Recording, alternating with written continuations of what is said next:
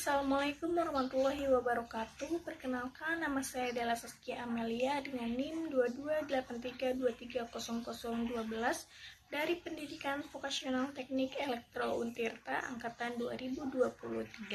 Di sini saya akan sedikit menjelaskan mengenai aliran-aliran filsafat yang berhubungan dengan pendidikan kejuruan. Yang pertama ada aliran realisme. Aliran ini sangat kuat untuk menggambari pendidikan kejuruan karena terfokuskan pada dunia nyata dan pengalaman langsung bagi siswa. Contohnya ada simulasi kerja, praktik langsung di PT atau perusahaan dan juga yang lainnya. Yang kedua ada aliran idealisme. Meskipun terlihat lebih teoritis, tetapi aliran ini relevan dalam pendidikan kejuruan, khususnya dalam pembentukan karakter dan juga nilai-nilai. Contohnya yaitu pembelajaran soft skill, pelatihan kepemimpinan, dan juga pembinaan karakter di tempat kerja. Kemudian ada aliran esensialisme yang mengajarkan bahwa ada keterampilan dan juga pengetahuan dasar yang penting untuk semua orang, termasuk dalam pendidikan kejuruan. Di sini, peserta didik harus menguasai keterampilan inti seperti membaca gambar teknik, menghitung secara matematis, dan juga memahami prinsip kerja mesin atau sistem. Contohnya modul kompetensi inti dan juga sertifikasi keterampilan dasar. Kemudian ada aliran perennialisme yang lebih menekankan pada pengetahuan klasik dan juga nilai-nilai abadi. Memang tidak perlu relevan secara langsung dengan pendidikan kejuruan, namun nilai-nilai seperti disiplin, kebijaksanaan, dan makna kerja sebagai bagian dari kehidupan manusia tetap bisa kita ambil untuk memperkaya dimensi kemanusiaan dalam pendidikan kejuruan. Contohnya yaitu diskusi filsafat kerja, pendidikan umum yang membentuk cara berpikir kritis untuk siswa. Kemudian ada aliran pragmatisme yang sangat dekat dengan semangat pendidikan kejuruan karena menekankan pada manfaat praktis dan belajar dari pengalaman. Dalam pandangan ini, peserta didik belajar melalui keterlibatan langsung, menyelesaikan masalah yang nyata, dan terus menyesuaikan diri dengan perubahan lingkungan kerja. Contohnya proyek wirausaha siswa, pembelajaran kontekstual, dan juga kolaborasi dengan dunia industri. Kemudian ada aliran empirisme, berpijak pada pengalaman nyata. Pengetahuan dianggap sahih hanya jika diperoleh melalui pengalaman indrawi. Dalam pendidikan kejuruan ini tercermin dari metode pembelajaran yang mengutamakan praktik kerja di lapangan. Contohnya yaitu kemudian ada aliran rekonstruksionalisme yang melihat pendidikan sebagai alat untuk membangun masyarakat yang lebih baik. Dalam pendidikan kejuruan, ini mendorong peserta didik agar tidak hanya siap bekerja, tetapi juga mampu menciptakan perubahan sosial, misalnya dengan membangun usaha sendiri, memberdayakan masyarakat, atau menciptakan inovasi teknologi yang tepat guna. Contohnya yaitu program pelatihan untuk memberdayakan masyarakat dan juga kewirausahaan berbasis komunitas. Yang kemudian ada aliran progresivisme yang berfokus pada siswa sebagai pusat pembelajaran, mendorong agar pendidikan kejuruan fleksibel dan menyesuaikan dengan minat dan bakat siswa. Contohnya ada pembelajaran berbasis minat dan juga pemilihan program kejuruan sesuai dengan bakatnya. Kemudian yang terakhir ada aliran positivisme yang lebih mengarah pada pendekatan ilmiah.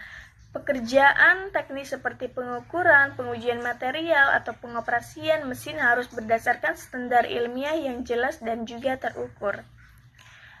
Contohnya ada praktikum berbasis laboratorium, analisis data hasil kerja, dan juga riset terapan.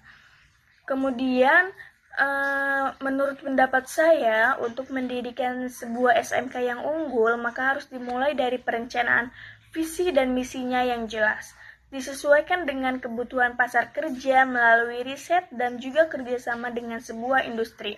Kurikulum harus berbasis kompetensi dan relevan dengan dunia kerja, menyediakan guru yang profesional dan fasilitas praktik yang mencerminkan kondisi industri sebenarnya. Untuk menyiapkan siswa menghadapi tantangan yang nyata, selain aspek teknis, pembinaan karakter dan soft skill juga harus menjadi bagian dari kurikulum. Karena dunia kerja tidak hanya menilai kemampuan teknis, tetapi juga siap kerja, komunikasi, dan juga kerja sama tim.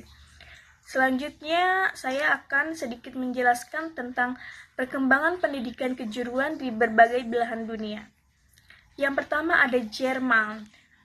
Programnya yaitu sistem pendidikan kejuruan ganda atau Dual Ausbildung.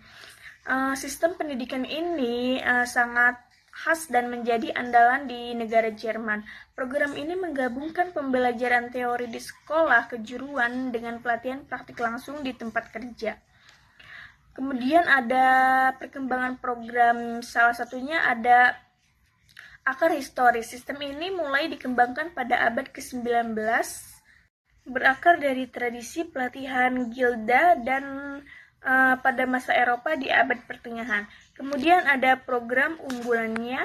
Yang pertama ini ada struktur belajar kurang lebih 3 hari, kerja praktik di perusahaan, dan juga 2 hari teori di sekolah vokasi. Dan program ini berlangsung 2-3,5 tahun. Sertifikasi nasional, setelah lulus peserta mendapat sertifikasi resmi dari Kamar Dagang atau yang disebut dengan IHK atau Kamar Kerajinan yang disebut dengan HWK. Kemudian ada ciri khas dari pendidikan vokasi di Jerman ini, salah satunya adalah pelatihan berbasis industri yang nyata dan juga bukan simulasi. Kemudian ada negara Kanada. Pendidikan kejuruan di negara ini adalah sistem yang kuat, adaptif, dan juga berorientasi pada pasar kerja. Perkembangan programnya ada salah satunya yaitu sejak tahun 1960-an pemerintah Kanada dan provinsi membentuk jaringan komunitas dan technical institute untuk memperluas akses di pendidikan kejuruan. Kemudian ada program unggulannya, salah satunya adalah COP Education Program, sistem pendidikan vokasi yang mengintegrasikan pengalaman kerja selama kuliah di college. Mahasiswa bekerja di industri secara bergantian dengan jadwal kuliahnya. Kemudian ada kelebihan dari sistem pendidikan ini adalah fleksibel dan inklusif, membuka akses bagi siapa saja termasuk orang dewasa, pemuda, imigran. Dan ada negara Finlandia yang merupakan sistem pendidikan kejuruan setara SMA dan pasca SMK yang menyiapkan siswa untuk masuk langsung ke dunia kerja dan melanjutkan ke pendidikan tinggi. Program perkembangan programnya yaitu tahun 1990-an, pemerintah mulai melakukan modernisasi pendidikan kejuruan agar tidak dianggap sebagai pilihan kedua setelah pendidikan akademik. Kemudian ada program unggulannya yang pertama ini ada berbasis kompetensi dan juga ada pembelajaran berbasis kerja. Kelebihan dari sistem ini yaitu pendekatan berbasis kebutuhan siswa. Siswa memiliki personal learning plan atau yang disebut dengan PLP yang disesuaikan. Selanjutnya ada Amerika Serikat. Career and Technical Education atau CTE adalah sistem pendidikan kejuruan di Amerika Serikat yang menawarkan pelatihan keterampilan praktis dan berbasis karir. Perkembangan programnya ada salah satunya pada awal abad ke-20, pendidikan kejuruan mulai dibentuk secara nasional untuk mendukung pertumbuhan industri. Kemudian ada program unggulannya, salah satunya ada High School CTA Programs, dijalankan di SMA atau sekolah kejuruan khusus, untuk menggabungkan kurikulum akademik dengan pelatihan keterampilan vokasi.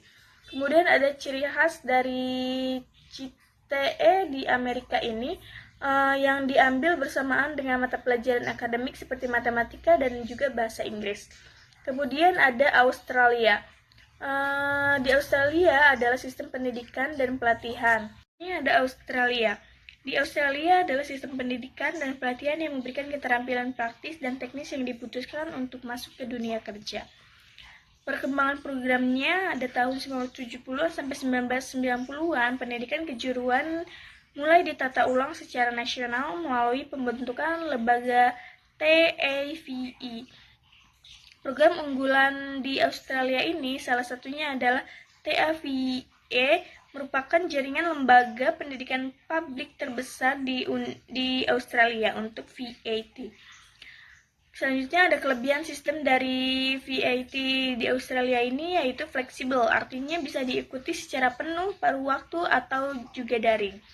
Kemudian ada Swiss, merupakan sistem pendidikan kejuruan yang sangat terkenal secara global karena memadukan pembelajaran di sekolah dengan pelatihan langsung di tempat kerja.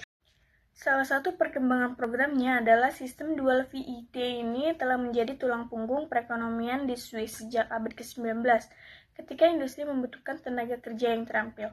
Kemudian ada salah satu program unggulannya, ada sekolah kejuruan yang menyediakan teori terkait bidang pelatihan seperti matematika, terapan teknologi, komunikasi bisnis, dan lain-lainnya.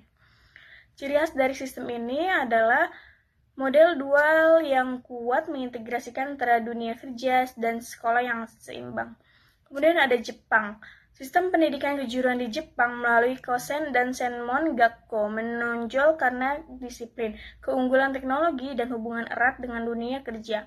Kosen menghasilkan teknisi muda yang siap menciptakan inovasi, sementara Senmon Gakko mencetak tenaga kerja terampil untuk sektor relatif. Salah satu perkembangan programnya yaitu pada tahun 1950-an sampai 1960-an, Jepang mengalami pertumbuhan industri pasca perang, membutuhkan tenaga kerja teknis yang besar, maka dibutuhkan Kosen untuk mendidik teknisi muda secara sistematis. Salah satu program unggulannya adalah Kosen, yaitu College of Technology, program 5 tahun langsung dari SMP berorientasi teknik. Banyak siswa Kosen menciptakan inovasi teknologi sejak usia yang muda.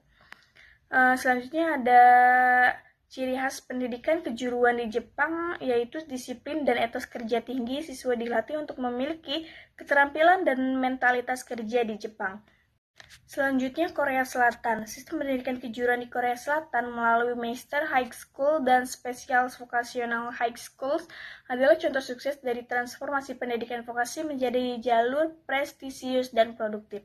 Salah satu perkembangan programnya yaitu sebelum tahun 2000-an pendidikan kejuruan di Korea lebih dipandang sebagai alternatif dari jalur akademik dan kurang diminati. Kemudian ada salah satu program unggulannya yaitu Master High School, terfokus pada pengembangan tenaga kerja terampil berkualitas tinggi di sektor prioritas nasional seperti mekatronika, AI, robotika, bioteknologi. Kemudian ada kelebihan dari sistem ini yaitu didukung pemerintah dan industri secara aktif termasuk subsidi pelatihan guru dan fasilitas. Yang terakhir ada Singapura. Pendidikan kejuruan di Singapura melalui ITA, Politeknik, dan program Skill Future berhasil membangun sistem vokasi yang modern, terintegrasi, dan dihormati secara internasional. Perkembangan program ini salah satunya ada pada tahun 1992 pembentukan ITA menggantikan sistem pendidikan teknis lama sebagai bagian dari transformasi besar pendidikan vokasi oleh pemerintah. Kemudian salah satu program unggulannya adalah ITA, terdiri dari 3 kampus utama, ITA College East, ITA College Central, dan ITA College West. Kemudian ada ciri khas sistem pendidikan kejuruan ini berorientasi di industri, kurikulum dirancang bersama sektor usaha dan terus diperbarui sesuai dengan kebutuhan di pasar. Terima kasih, itu saja yang dapat saya sampaikan. Kurang lebihnya mohon maaf, saya menyadari banyak kekurangan dari jawaban-jawaban saya ini. Terima kasih. Wassalamualaikum warahmatullahi wabarakatuh.